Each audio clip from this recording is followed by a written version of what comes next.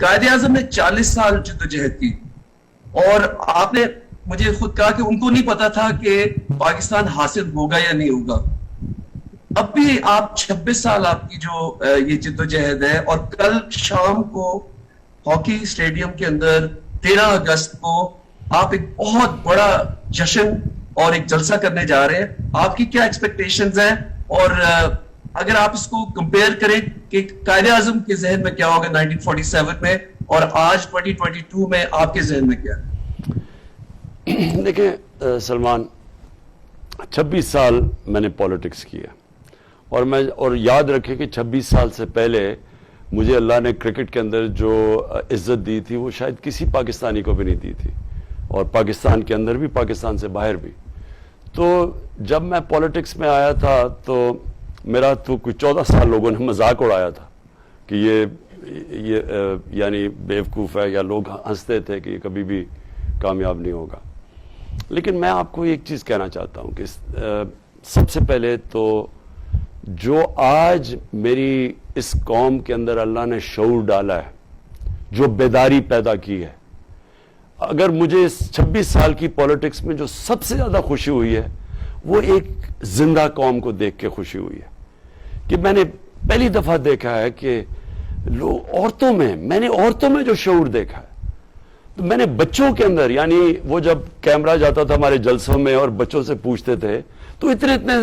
بچے بھی ان کو پتا ہوتا تھا، یعنی وہ بات کرتے تھے، ان کو چیزوں کی ایشوز کی سمجھ آ گئی تھی کہ جی پیسہ چوری کر کے باہر لے گئے اور رجیم چینج. تو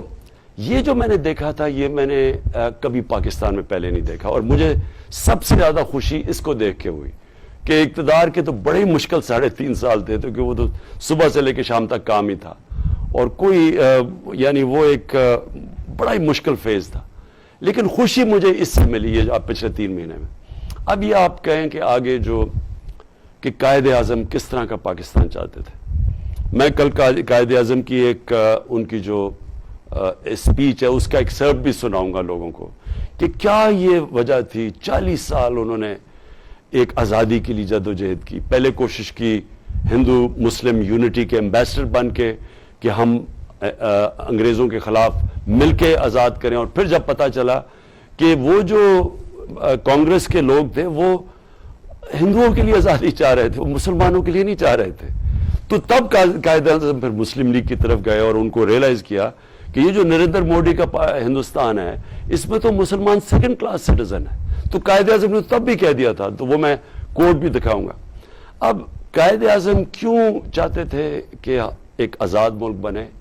اور علامہ اقبال کی جو ساری فلسفہ تھا مسلمانوں کو جگانے کا غلامی سے، وہ سارا تھا کیا کہ صرف ایک خوددار قوم، ایک غیرت مند قوم وہی صرف بڑے کام کر سکتی ہے، اسی کی صرف پرواز اوپر جا سکتی ہے. تو ہم ادھر سے جو سفر ہمیں انہوں نے اتنی قربانیاں دے کے پاکستان بنایا، تو ہم نے جو سفر طے کرنا تھا، ہماری پرواز اوپر جانی تھی، بدقسمتی سے وہ اوپر نہیں گئی کیونکہ ہم نے حقیقی آزادی ہمیں ملی نہیں. اور وہ میں کل لوگوں کو ایکسپلین کروں گا کہ کیوں نہیں ملی، اور کل لوگوں کو بتاؤں گا ہم نے کیسے لینی ہے، وہ کیا کیا ہم نے سٹیپس لینے ہیں کہ اپنے ملک کو حقیقی طور پہ آزاد کرنا ہے. اور جب حقیقی طور پہ پاکستان آزاد ہوگا تو تب یہ اس مقام پہ پہنچے گا جو بڑی خواب تھی پاکستان کی، اسلامی فلاحی ریاست. ایک اس کے لیے جو علامہ اقبال نے کیا انہوں نے اس کے اوپر نہیں لکھا کہ وہ ریاست کیسی ہونی چاہیے، وہ ساری تھی نبی صلی اللہ علیہ وسلم کی مدینہ کے ریاست کے اصولوں کے اوپر. لوگ کہتے ہیں جی وہ تو 14 سال 15 سال 100 سال پہلے کی آپ باتیں کر رہے ہیں. وہ اصول آج اتنے ہی ریلیونٹ ہیں جتنے تب، اور ہمیشہ رہیں گے ریلیونٹ، جن اصولوں کے اوپر انہوں نے بیس کی تھی، جس کی وجہ سے مسلمانوں نے دنیا کی امامت کی تھی. تو جب اللہ قرآن میں ہمیں بار بار کہتا ہے کہ ان کی نبی صلی اللہ علیہ وسلم کی سنت پہ چلو، ان کی زندگی سے سیکھو، تو وہ یہ ہمیں کہہ رہے ہیں کہ اگر آپ ان کی جو سنت تھی مدینہ کی ریاست، اس کے بیسس پہ، ان پرنسپلز کے اوپر پاکستان کو کھڑا کرو گے تو تب اس کی پرواز اوپر ہوگی. بدقسمتی سے بجائے اس راستے پہ جانے کے جدھر جانا چاہیے تھا آج سے 75 سال پہلے، ہم دوسرے راستے پہ نکل گئے، جس کی وجہ سے آج ہمارے حالات برے ہیں.